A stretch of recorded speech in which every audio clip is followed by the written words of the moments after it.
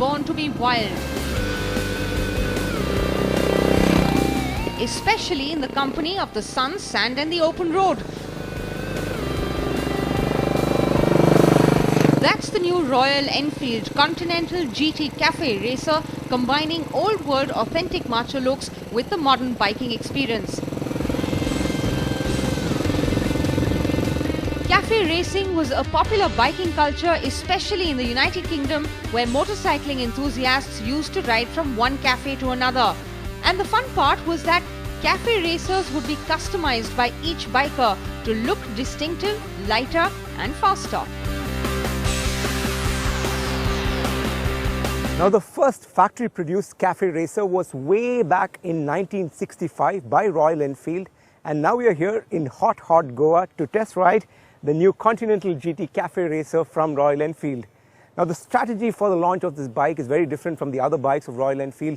They're pushing this a lot overseas. Remember, you had that big launch in London, and now 6 countries in Europe already have these bikes in the showrooms. They're also going to be aggressively marketing this in India, especially the urban cities and the metros. We're going to be riding this most of Goa, exploring it and stopping at a lot of cafes to kind of get a feel of the bike itself. So let's go have some fun. Over the last 2 years, ever since it was showcased at the Delhi Auto Expo, Royal Enfield really pulled out all the stops to ensure that the Continental GT didn't have some of the niggling issues of some of its earlier bikes. Smartly engineered with a new twin down-tube steel frame chassis, the Continental GT really surprised us with its super solid handling. Add to that Pioli twin gas-charged shock absorbers on the rear suspension with 41mm telescopic forks in the front, keeping the ride stiff and steady. 18-inch rims with Pirelli Sport Demon tires with front and rear disc brakes, letting you soak in the scenery a little bit without worrying about braking late. Now, the Continental GT not only looks good on the road but also handles equally well, especially with Royal Enfield really paying a lot of attention to the vibrations. Not that the vibrations are not there, especially on the handlebar, but they're quite minimum compared to the other Royal Enfield bikes. Also, the new chassis has really improved the handling, and so coupled with the good suspension and the excellent braking, it really gives you the confidence to push this bike to the limit. That also makes you equally greedy, wanting more power. But Royal Enfield bikes are never about the super speed, but really about the experience of leisure riding, and you get plenty of that on this one. Royal Enfield has rebored the existing 500cc UCE engine to provide 535cc and slightly more power at 29.1 bhp and also more torque at 44 Nm. This comes mated to a 5-speed gearbox, which is precise and it doesn't sound too clanky.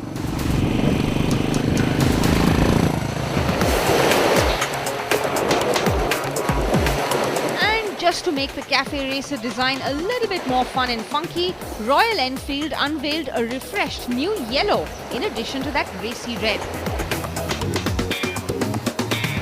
We figured you've seen a lot of the red Continental GT on the road, so we thought we'll bring, for a change, the refreshing yellow one onto the beautiful Bambolim beach here in Goa, just to get a sense of the kind of design elements that Royal Enfield has brought in with the original Cafe Racer design. They've retained most of the good looks, so it's an extremely attractive bike. But some of the things that really stand out is this low, clip-on handlebars with these cute little mirrors attached at the end.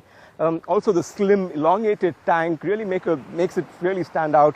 And what I really like is that Royal Enfield hasn't done too much stickering on it. They've left it fairly neat, just some Continental stickering right next to the fuel cap. Also, the racing style hump seat, the single seat really makes a difference to the overall design. But there's going to be an option where it's going to be a 2-seater, and that I think will kind of kill the overall design of the bike. But nevertheless, the important question on the riding stance, because at first glance you probably get a sense that it's going to be a riding stance that's neither a sporty one, neither a cruiser one. So it's going to take some time to get used to it. In fact, during the early interaction, the Eicher Motors MD and CEO Siddhartha Lal indicated that when a few of his first long rides, there were lots of aches and pains, especially on his arms as he rode this bike. But once you get used to it, and trust me, you will get used to it very quickly, you'll really enjoy the ride and you wouldn't want to get off this bike. The Continental GT also gets a twin pod cluster like the one on the new Thunderbird with the speedometer and tachometer. There are also aftermarket accessories like the must-have bar-end mirrors, aftermarket exhaust pipe and the optional dual seat. And for those who love the new yellow shade, these will be available only after April 2014. Royal Enfield has also realized the need and market potential for riding gear in India, so you do get a whole host of accessories designed around the cafe racer biking theme. Now, Royal Enfield has managed to price the Continental GT very attractively at just over 2 lakh rupees on road in Delhi. Now, what that basically means is that there's going to be a lot of initial euphoria for booking the bike. Also, which basically means that there's going to be long waiting periods if you're late in booking this bike. But deliveries are expected to start by January. But what Royal Enfield will also do is try and build the cafe racer culture, which is so important. And they managed to do it so successfully with clubs and rides with the Bullet brand.